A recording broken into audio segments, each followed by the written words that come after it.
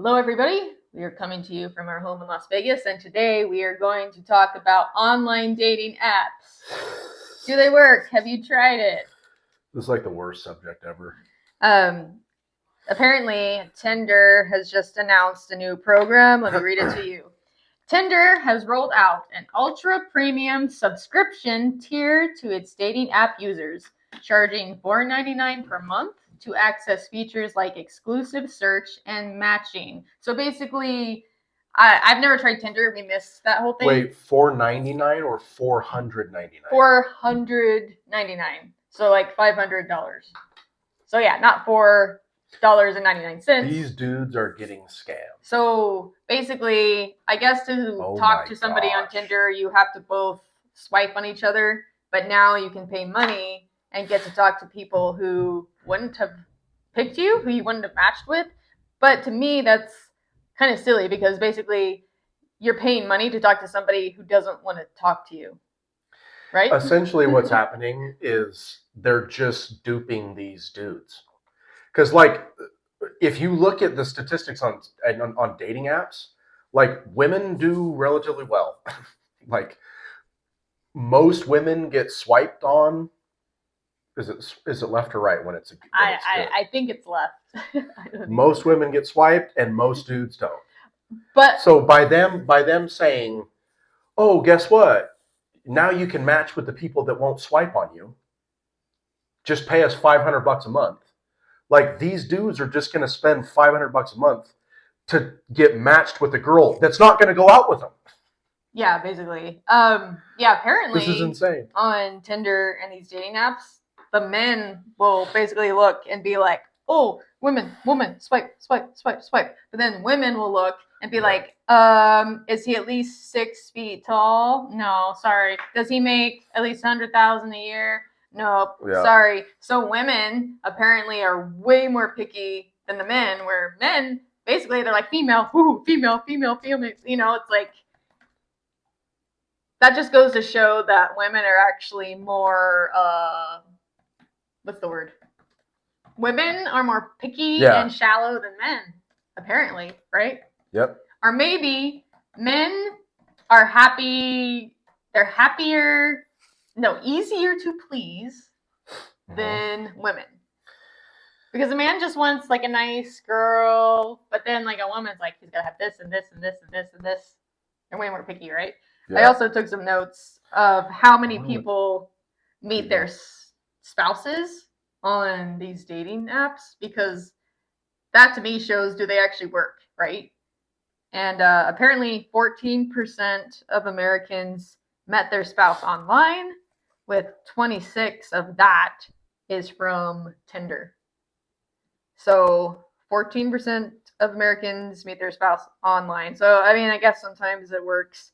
My sister met her spouse online, but that was on a like Mormon. Which one? Angie and Adam. They met online? They met online, so that worked. But it was on a Christian dating. This was before there were apps, like before cell phones and stuff, so it was an online dating thing. Yeah. So that worked. And your sister, who just got engaged, met her spouse, fiance, online. But again, that was a religious dating app. It was a Christian dating app. So they're basically looking for the same thing. They have the same religious beliefs. Yeah. They know that they're looking to get married and not just a hookup. So that worked. There's an article that says 95% of Tinder swipes by women are passes, compared to 40% or 47% of men. Compare that to 47% of men. So basically, women say no 95% of the time, and men say yes 47% of the time. So it's like it's a barren, rough dating world for online dating for dudes. Like, that's essentially what that means. Like, it's not easy for guys. And I don't think that the women understand that they're all dating the same guys. Like, basically, it's the top 10% of men that are the ones that are successful on all the dating apps. And all these women are just, like, passing around the same guys. And so that's a little bit like of a weird thing to think about, especially if you're a female on those dating apps.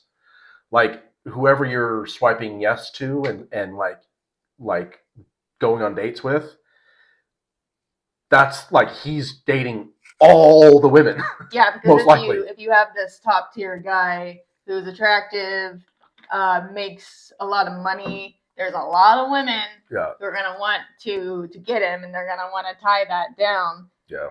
So that one guy is getting a majority of the women. He's dating a lot of the women. So it's probably like 2%, or maybe not quite that slim, but like 5% of these guys. It's probably 10. Are getting all the women. Yeah. But that also goes to show that maybe men will just sleep with anything, even if they have no plan of marrying the female. They just want to sleep with whoever. And then a woman, and I know I could be wrong, I know some women are like, no, I'd like to just hook up. But I feel like, for me personally, if I was going to sleep with a guy, it would be because I want him to fall in love with me and marry me. So I feel like these women, they're all hoping, if I sleep with him, maybe he'll fall in love with me. Yeah. But then the guy is just like, that's not necessarily I just want to sleep he's thinking with all these women. Yeah. Men have very different intentions a lot of the times. Not always, but like a lot of times their intent is slightly different than I would imagine that female intent is. At least on these dating apps. You know, like I think that most every man is looking for like the love of his life. I think most guys are looking for that. And if a guy finds it, he's highly likely to do whatever he needs to do to hang on to it. I think for a guy to find the girl that he wants to marry, it's kind of, that's like a rare female. Like the one that he really wants, that's a rare female. So he'll go above and beyond to try and keep that. But then I think it's confusing for some females because the men will sleep with anything. Men will sleep with anything. Yeah, so then there's all these girls that are not in the league of a lot of these guys. So like take a really successful, attractive, tall, all of it. Tall, dark, handsome, all of it.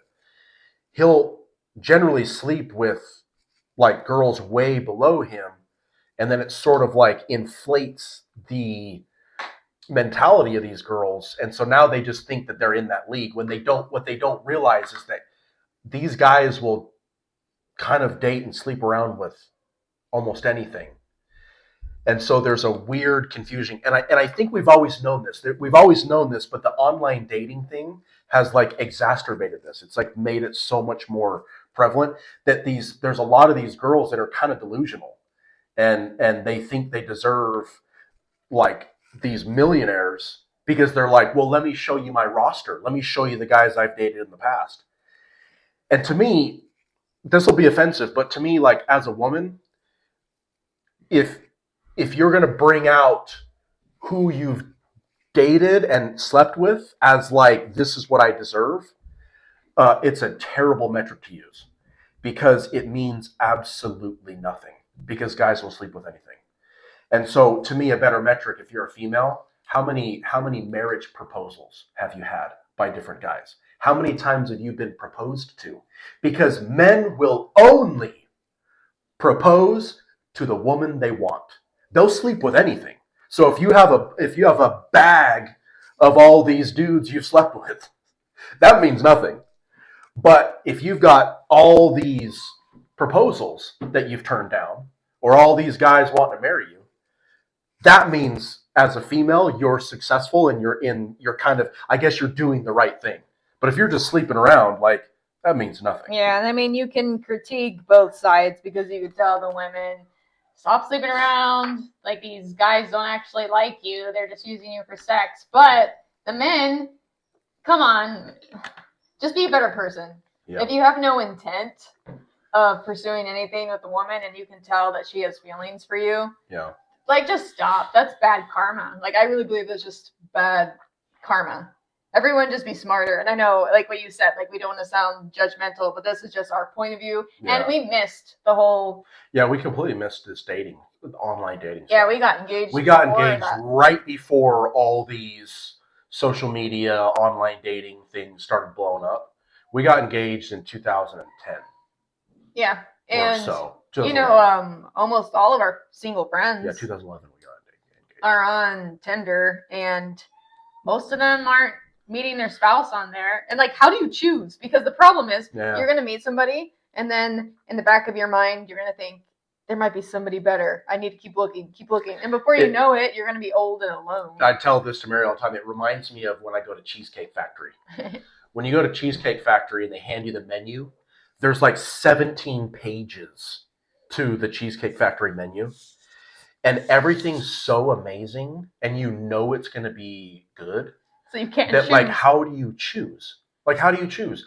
So here's an example with a lot of these guys that are on the dating apps, like the high caliber guys, the ones that are like all the things that the girls want.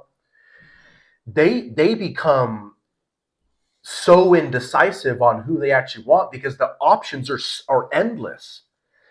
And so I can see big problems coming from that. But yeah, it's like the menu when you get on these dating apps, the menu is so vast that it's like, how do you narrow down? How do you choose? And then when you finally do choose, what keeps you from going, oh shit, I made the wrong choice. Oh gosh, like look at all these other options. How do I just stay with this one? Like, look at all the options. Look at all the options. So I think that none of the dating apps are bad, but they're not necessarily good either. They're just tools. They're just tools that you can use. And it's up to you to not let yourself become like completely, what's that? FOMO, fear of missing out.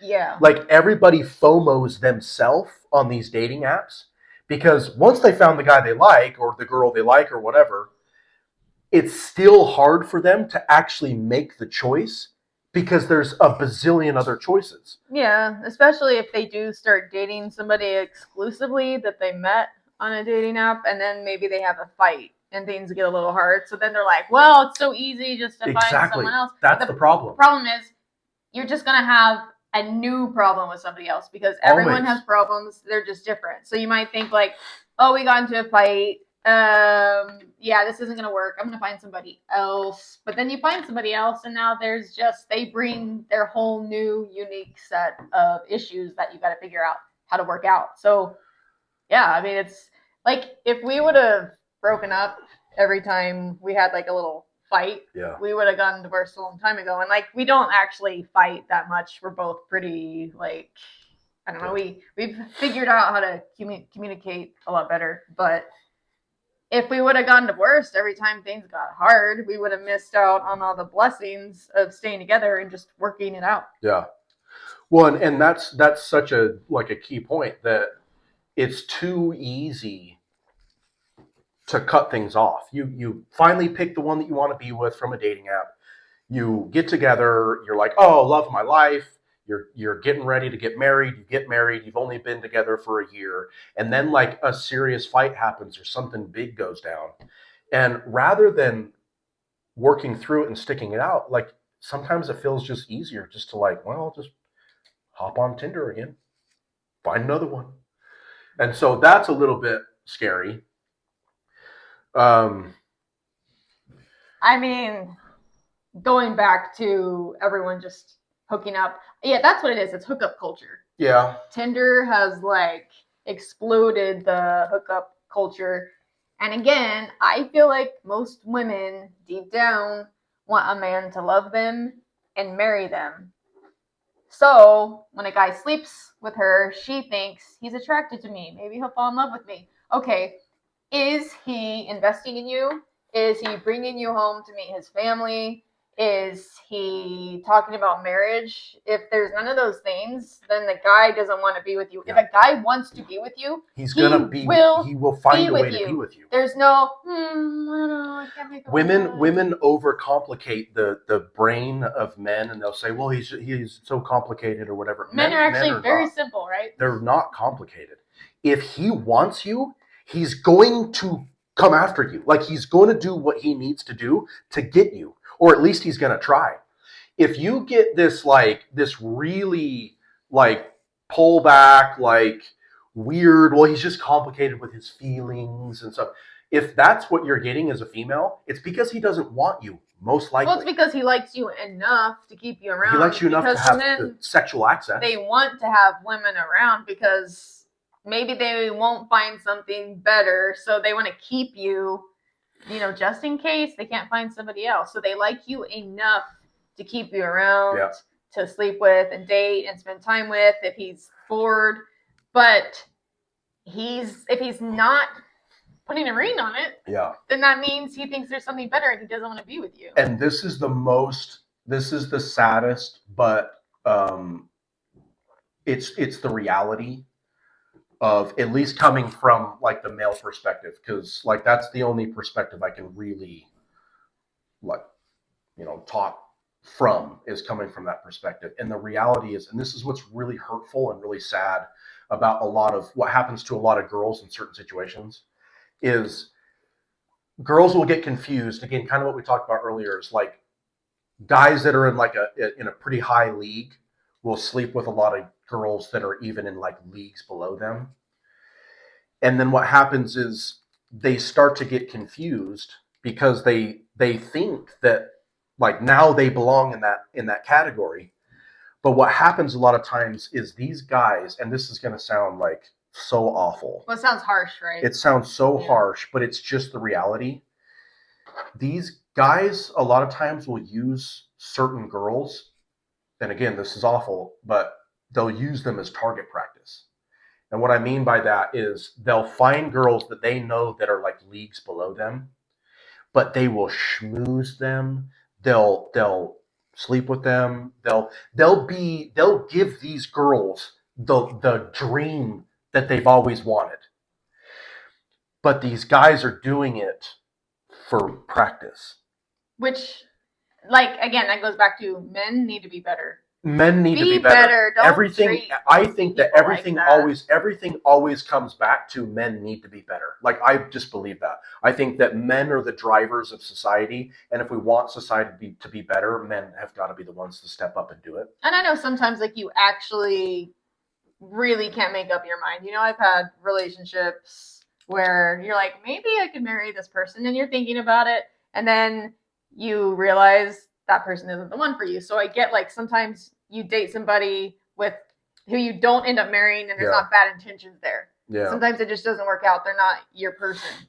But please, like, ladies, like you have to understand that if you are in a situation where a guy is showing you a lot of attention, but there isn't like substance behind it, there isn't like marriage talk or like real rooted talk behind that, there's probably a good chance that you might be in that category where you're being used as target practice. You're being practiced on. It sounds freaking awful, but like men watching, like guys know exactly what I'm talking about. Like we know this is a thing.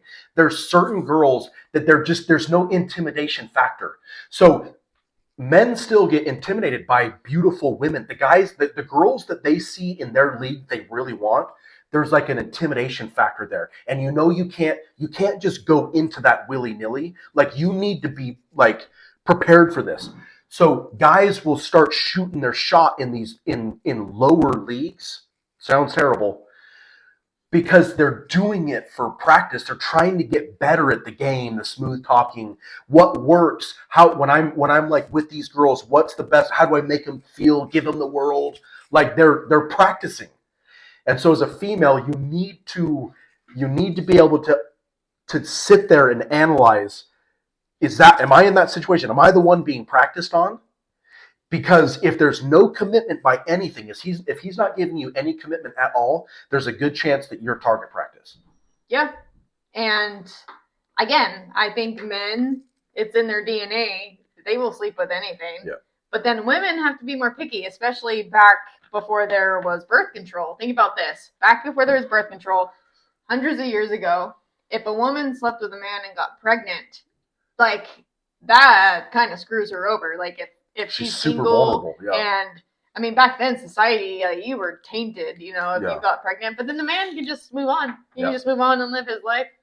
So women throughout history had to be more picky because before birth control, they knew there was a chance that they get pregnant and have this man's child. Yeah. But a man, he's just like, I'll sleep with everyone. Spread the seed. Yeah, spread the seed. That's the thing. Yeah. So that's the thing, and we see this a lot, and it's hard. It's hard. I think one of the biggest things and a really important thing that people can do, and this is what we've tried to make an effort in our relationship to do, is really understand the like biological nature of men and women. Like understand like masculinity and understand femininity. When you get a grasp on that, it helps you to behave in a way that's more attractive to the opposite sex. And we're in this kind of strange time right now where we're trying to like go away from certain traditional roles, and maybe it's a good thing in certain aspects. Like maybe there's certain aspects of traditional gender roles that need some updating. Well, and I can mean, totally agree with some things. Some women don't want to have children, and that's completely fine. Some women don't like men. It's some like women don't Sally want to and be the Jess. housewives. Some women don't like. I get it. Like two of our best friends, Sally and Jess, lesbian couple who are married, like been our friends forever. Yep. And they don't want to have kids, and that's completely fine. Yeah, People should be able to live how they want to live. And they have a great So we're just talking about like the norm. We're talking about the majority. Exactly. Yeah. There's always exceptions, but exceptions don't disprove the rule, like the norm. And normally women are attracted to masculine men, and masculine men are attracted to feminine women. It's kind of a normal thing. So the more you can get a grasp on those gender roles and the nature that we're kind of attracted to, it's very helpful. There's one thing. Go ahead. Well, going back to that, I'm just saying, I'm talking about the women. I'm coming from the perspective of myself. I wanted to find somebody who was like my soulmate. I'm attracted to men. I wanted to get married and have him committed to me and just not live through all these dramatic relationships where you feel like you're being used. Like I wanted real love. But then I realized that some women don't want to get married, and that's fine. Some women don't want to have children, that's fine. Some people are gay, and that's great because like we both have gay brothers. It's really fine. So we're just talking about normal people. But understand, there's going to be embedded biological effects from not doing what biologically we're designed to do. So, for example, off of what she was just saying, there's a lot of women that are like, I don't want to have kids, I don't want to get married, I don't want to do all those things. That's fine, and like you can live a happy, successful, great life that way, but understand that you're going to get to a point, maybe mid-30s, late 30s, where there's going to be this biological thing in you that's like, I haven't had kids yet. There's things that your body's going to be like, this is about to, like, you're about to not be able to do this. I believe that. And there's going to be these weird, like, I hear a lot of these girls in their later 30s that all of a sudden start having these anxious, anxiety, crazy feelings in their later 30s. And a lot of times they're single with no kids. And the thing is it's not to say that you can't work through that and figure out a good, happy life, but there are going to be biological urges that are telling you, like, if you don't do this now, it's never going to happen for you. Yeah, because like I didn't, when we were dating and first got married, I didn't want to start having kids right away because I wanted to travel the world and work on our career, and that's what we did. And now we have Jax. And we're in our 30s, and I feel that. So, like what you're saying, I'm like, we need to probably have some more kids. And, like, we also believe in adoption. We would like to adopt. But there is also this, I might not be able to have one of my own naturally if we don't do it soon. And when we see our parents and see all the happiness that their kids bring them, it makes you realize how lonely it would be if you didn't have kids. Yeah. And You were alone in an old age. And then, so that was just my like take with the female side of things.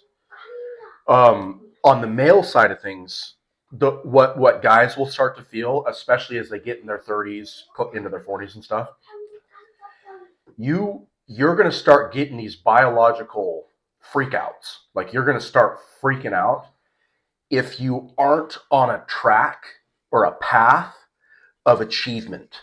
Like, I think men are biologically hardwired to get, like, achieve, conquer, like, do great. We're biologically hardwired for that. So when you're younger in your 20s and stuff, you're still just figuring things out. You're trying to just get through life, having fun, whatever. There's going to come a switch where a lot of these guys start feeling depression in their 30s and stuff, and maybe some anxiety and whatever. And it's because there's a flip.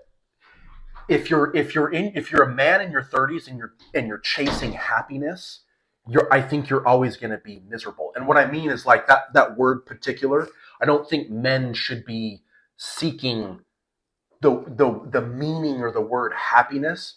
I think what they should be seeking is achievement, because when men achieve, when they conquer, when they get the goal they've had, that's what happiness is for most men. I think that's the way men should be looking at going through life, is what's the next thing that I can conquer? What's the next goal I can achieve? What's the next thing that I can do? That's the ticket to happiness, like, for a male, for most of us. And that's what I've seen in my life. Like, as I've hit my mid-30s, like, all I think about is achieve. That's all that's in my brain. So, anyways. I think we got off topic. We can talk about that in a whole other video. What makes men and women happy. Yep. But back to Tinder. Yeah, I don't know. That's how we started. Let's do this one. Because we were just on this a little bit. This is the number one dating trend on. So we looked up the number one dating trend across almost all the platforms. And the number one trend is called open casting. And so here's a definition of what open casting is. Gone are the days of exclusively dating people who match our physical types. For years, daters have added Love Island's UK's favorite phrase, "my type on paper," to the list of attributes they have in a romantic partner. The phrase refers to a person that completely matches their partner's physical preferences, such as classic, tall, dark, handsome preferences. However, the commitment to physical types began to die last year when Kim Kardashian started dating comedian Pete Davidson, who looks nothing like her exes. And look how well that turned out. But that's because women... Hold on. Okay. Per Bumble's experts, daters are following in Kim's stead, stating that 38% of people are dating beyond their usual type. Freaking Pete was not beyond Kim's type. He was like 40,000 leagues below it. And 28% are open to dating more people who aren't whom others expect them to date. This trend is called open casting. Daters are looking for something deeper than physical attraction. So, look, I get it. Yes, there is some good to this. I think that maybe it's not the smartest thing in the world to just focus on the physical attraction. But I have something to say about this real quick. Go ahead. It's women. Just look at the trends. Is it men dating women who aren't their physical type? No. Men will never change It's that. because women find certain things like attractive and endearing when it comes to personality. And Pete Davidson clearly has something going for him because he's dating all these women who are like Ariana Grande. Yeah, like, so maybe he's really funny. Maybe he's really good in bed. I don't know. He's got something.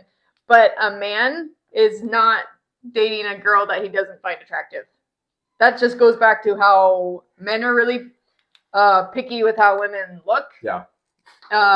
Even though, again, they'll sleep with anything, but are they openly being like, world, this is my female? No, they're only doing that with women who they think are like the elite. My first thought on this is I think it's a really, really bad idea for people to be trying to follow in the footsteps of like mega celebrities. Yeah, because So they're not normal. when they say this, when there's per Bumble's expert daters are following in Kim's stead, stating that 38% of people are dating beyond their usual type. So the thing is like, who's to say that Kim and Pete wasn't some sort of marketing ploy? The thing that you don't understand, like you got to understand, Kim Kardashian is a business. Yeah, she's like, not a normal person. Her name, her body, everything that is her is a business. She's not a normal person. So for people to see Kim dating Pete Davidson and go, see, look, like she's dating a guy that's freaking ugly and is a goofball. Maybe that's what I should do. Like, guys, he's like kind of cute. She's a business. He's not hot. She's literally a business, and so you can't make dating choices off of what celebrities are doing. They do things. Yeah, like, are you Kim? No, if you're not Kim, I wouldn't do that. So that would be my first. That would be my first observation on this. Is that's a bad idea. Don't follow the footsteps of people that are famous in terms of who you're going to date and like now your dating style. 38% of people because of Kim. That's freaking nuts. Well, again, I think it's probably women giving men a chance who they normally wouldn't have, and that could be a good thing because, like what we've been talking about, women seem to be more picky about who they'll actually want to be in a relationship with than men. They're not picky at all with who they'll sleep with, but they're really picky about who they'll marry. Yes. So maybe women are missing out on finding these really good men that would marry them. So this could actually be a good thing. Yeah. So there are some things like even with guys, maybe guys should try to do a little bit more effort on like searching for the woman, not just 100% off of the way she looks. Guys are programmed to. Guys will, for the most part, put up with and deal with a crazy woman if she's smoking hot. We see it all the time. I'm sure you see it all the time. Guys will put up with that. It's more important to them that she's crazy smoking hot than it is that she's like actually a crazy person. So that's like, maybe that's not a good thing. We've seen some disastrous relationships because of it. But anyways, I think that there's probably a reason why you're attracted to what you're attracted to. And there's probably going to be some biological urges and things that catch your interest for reasons. And turning away from that might be a bad idea. I think that you're attracted to people for reasons. And if this is it, if it's like, look, like I'm supposed to be with the tall, dark, and handsome, but I really love this guy and he's not tall, dark, and handsome. Like that's great. No, that could be a good thing. That can be a good thing. I just think that following in the footsteps of any celebrity and allowing media to change the way you would typically date is probably a bad idea. Yeah, don't follow the media. They don't care about you. Yeah. Anyway, yeah, we want to hear from you guys. How do you feel about Tinder? Have you found success with Tinder? Have you met your spouse on Tinder? Also, comment any like funny stories. I would love to hear that because since we missed it, I like to hear stories from my friends who do the Tinder because it's just entertaining to me. I've never even been on it. I don't even know. I've never even seen the app. I don't even know what it is. And so I'm so glad that we missed those days because it sounds crazy to me, the whole dating world nowadays. It's weird. Isn't it weird that people have more access now to dating than they've ever had, ever? And people are having a harder time with being in relationships. I think that's strange. But anyways. Yeah, comment below. Yeah, I guess that's stories. Any other things we have? No, that's it for today. Sweet. All right, guys. Thanks for listening to the rant. Chime in.